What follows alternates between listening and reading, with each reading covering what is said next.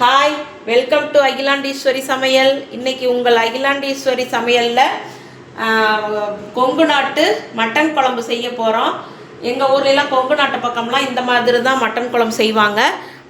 நான் எப்படி செய்கிறேன்னு கொங்கு நாட்டு ஸ்டைலில் மட்டன் குழம்பு செய்யலாம். வாங்க இப்போ எப்படி செய்கிறதுன்னு பார்க்கலாம். அதுக்கு ஒரு கடாய் அடுப்பில் வச்சுட்டு சோம்பு ஒரு ஸ்பூனு, பட்டை ஒரு துண்டு, மிளகு ஒரு அரை ஸ்பூனு எல்லாம் போட்டு வறுத்துக்கணும். கசகசா ஒரு ஸ்பூன் போட்டு ட்ரை ரோஸ்ட் பண்ணி, மிளகு அரை ஸ்பூன் போட்டேன், திருப்பியும் கொஞ்சம் சேர்த்துக்கிறேன். போட்டு நல்லா ட்ரை ரோஸ்ட் பண்ணுங்கள், எண்ணெய் ஊற்ற வேண்டாம். இந்த மாதிரி ட்ரை ரோஸ்ட் பண்ணிவிட்டு மிக்ஸி ஜாரில் கொட்டி வச்சுக்கலாம். எங்கள் ஊர் பக்கம்லாம் செக்கில் நல்லா கொடக்கல், இங்கெல்லாம் கொடக்கல்னு சொல்லுவாங்க, செக்கில் ஆட்டி தான் குழம்பு வைப்பாங்க. சூப்பராக இருக்கும். ஆனால் நாமெல்லாம் இப்போ செக்கில் ஆட்ட முடியாததுனால மிக்சியில் அரைச்சிக்கிறோம். இதை தனியாக எடுத்து வச்சுட்டு இப்போது அரை கிலோ மட்டனுக்கு வச்சுருங்க. ஒரு 200 கிராம் சின்ன வெங்காயம் சேர்த்துக்கிறேன். சின்ன வெங்காயம் தான் போடணும், இது கண்டிப்பாக சின்ன வெங்காயம் போட்டால் தான் இது நல்லாயிருக்கும்.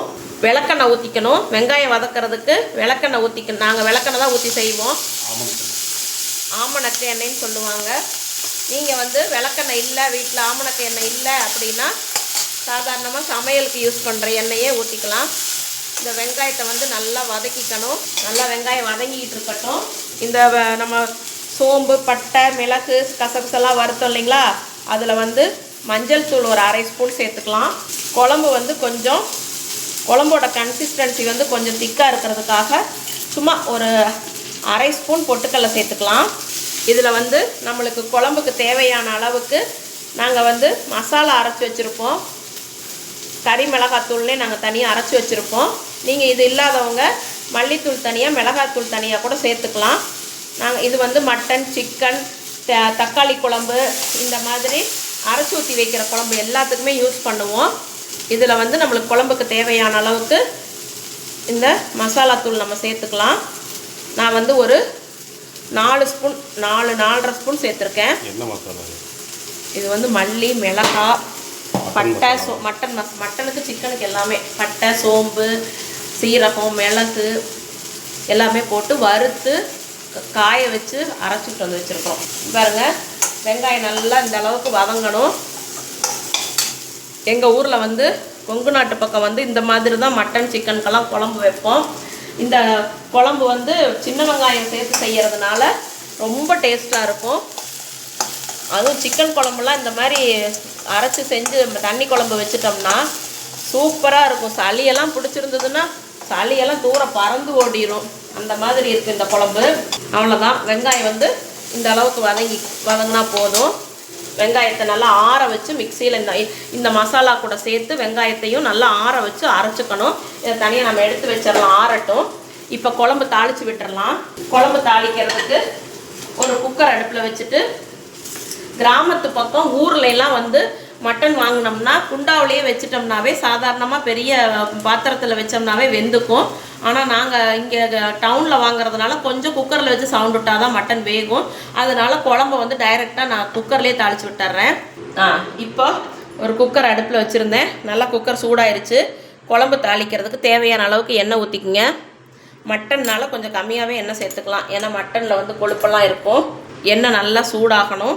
சூடான உடனே கடுகு, உளுந்தம்பருப்பு சேர்த்துக்கலாம்.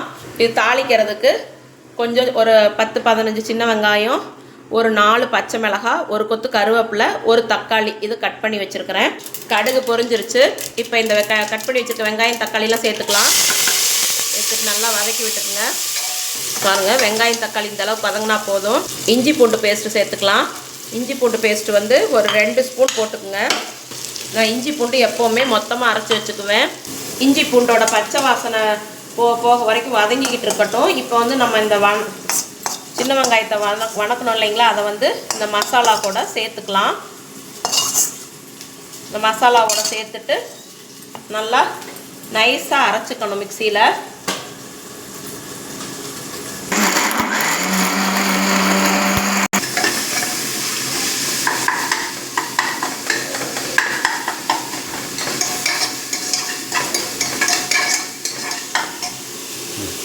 இஞ்சி பூண்டோட பச்சை வாசனை போயிருச்சு. நல்லா வெங்காயம் தக்காளியில் வதங்கிருச்சு.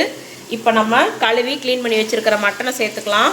மட்டன் குழம்புக்கு தேவையான அளவுக்கு உப்பு இப்போ எல்லாமே சேர்த்துடலாம். மஞ்சத்தூள் வந்து நம்ம மசாலாவோடய போட்டு அரைச்சிருக்கிறோம், அதனால் மஞ்சத்தூள் போட வேண்டியதில்லை. உப்பு போட்டுட்டு நல்லா இந்த கறியை வதக்கி விடுங்க. வதக்கி விட்டுட்டு ஒரு 5 நிமிஷம் அப்படியே விட்டுறணும். அந்த கறியில் வந்து உப்புலாம் இறங்கணும். இறங்கி கறியிலேருந்து தண்ணி விட்டு வரும். கறி நல்லா உருண்டு வரும். அப்போ வந்து நம்ம மசாலாவை சேர்த்துக்கலாம். இதை நல்லா வதக்கி விட்டுட்டு ஒரு 5 நிமிஷம் அப்படியே விட்டுருங்க, வதங்கிக்கிட்டு இருக்கட்டும். ஒரு 5 நிமிஷம் ஆயிடுச்சு. இங்கே பாருங்கள், கறியிலேருந்து தண்ணி விட்டு வந்திருக்கு. இந்த மாதிரி கறியிலேருந்து தண்ணி விட்டு இந்த மாதிரி மட்டன் வந்து நல்லா கொஞ்சம் உருண்டு வந்ததுக்கப்புறம் நம்ம மசாலாவை சேர்த்துக்கலாம். அரைச்சோம் இல்லையா, அந்த மசாலாவை சேர்த்துக்கலாம். இந்த குழம்பு வந்து கொஞ்சம் தண்ணியாட்டு இருந்தால் தான் நல்லாயிருக்கும். அதனால் உங்களுக்கு குழம்பு எந்த அளவுக்கு வேணுமோ அந்த அளவுக்கு தண்ணி ஊற்றிக்குங்க. இந்த அளவுக்கு தண்ணி சேர்த்துக்கணும்.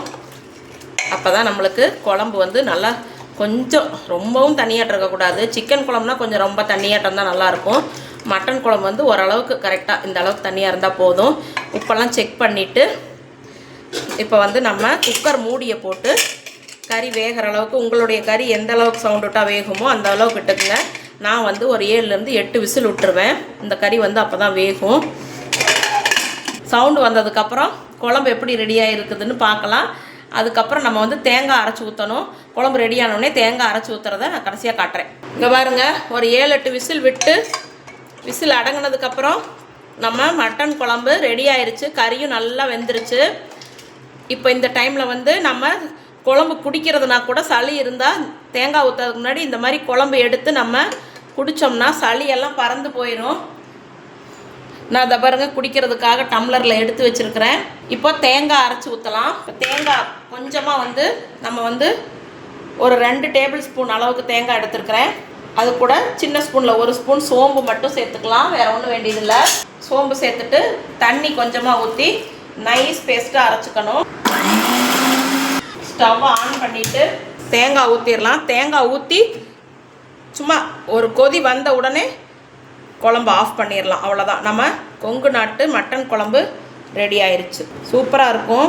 மத்தியான சாதத்துக்கு, நைட்டுக்கு இட்லி தோசைக்கு எல்லாத்துக்குமே வச்சுக்கலாம். ஒரு தடவை வச்சோம்னா 2 நேரம் வரைக்கும் யூஸ் பண்ணிக்கலாம். இப்போ பாருங்கள், தேங்காய் ஊற்றிடலாம். தண்ணியெல்லாம் ஊற்ற வேண்டியதில்லை, தண்ணி கலக்க வேண்டியதில்லை. தேங்காய் ஊற்றிட்டு ஒரு கொதி வரணும். நல்லா தேங்காய் ஊற்றிட்டு இந்த மாதிரி கலக்கி விட்டுட்டு ஒரு 5 நிமிஷம் கொதிச்சதுன்னா போதும், குழம்ப ஆஃப் பண்ணிடலாம். இப்போ வந்து நம்மளுக்கு மட்டன் குழம்பு சூப்பராக ரெடி ஆயிடுச்சு. இந்த மட்டன் குழம்பு ரெசிபி வந்து உங்களுக்கு பிடிச்சிருந்ததுன்னா அகிலாண்டீஸ்வரி சமையலுக்கு லைக் பண்ணுங்கள், ஷேர் பண்ணுங்கள், கமெண்ட் பண்ணுங்கள், மறக்காமல் சப்ஸ்கிரைப் பண்ணுங்கள். தேங்க்யூ.